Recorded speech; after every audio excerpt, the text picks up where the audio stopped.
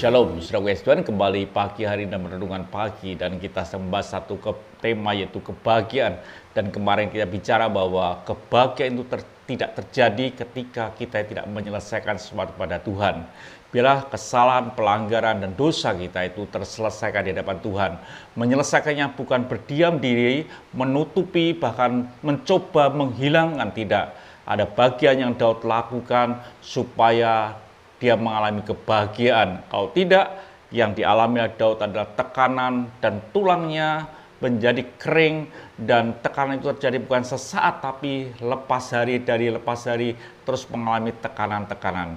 Kita akan lihat apa yang dilakukan oleh Daud. Dikatakan dalam Mazmur 32 ayat yang kelima, "Dosaku kuberitahukan kepadamu, dan kesalahanku tidaklah ku sembunyikan.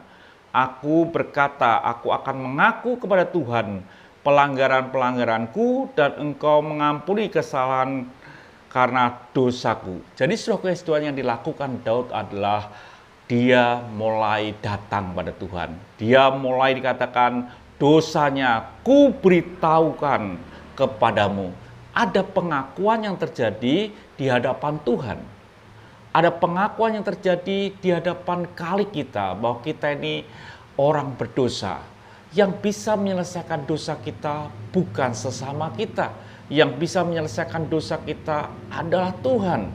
Daud berkata, aku akan menyampaikan, memberitahukan dosaku, bahkan kesalahanku tidak kusembunyikan. Tidak ada bagian yang disembunyikan di hadapan Daud. Daud merindukan, Daud sungguh-sungguh merindukan akan kasih daripada Tuhan, kemurahan Tuhan. Daud merindukan hal itu. Biarlah hidup kita ini adalah hidup yang dimana kita ini menikmati akan kasih Tuhan. Kalau kita menikmati kasih Tuhan, maka kita ini akan mengalami kebahagiaan.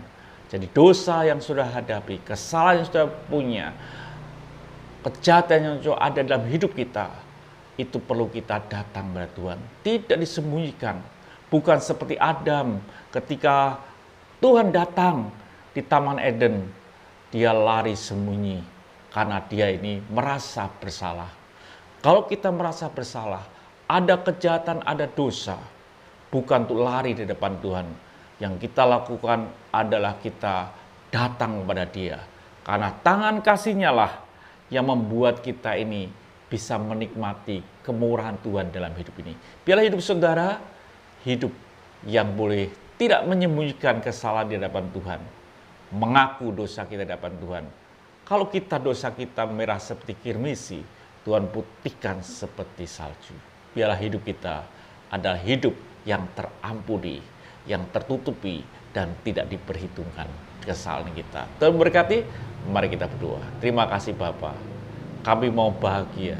Ketika kami salah, kami mau datang kepada Engkau yang punya kasih kemurahan yang besar. Haleluya Tuhan. Ampuni pelanggaran, kesalahan dan dosa kami. Haleluya. Amin.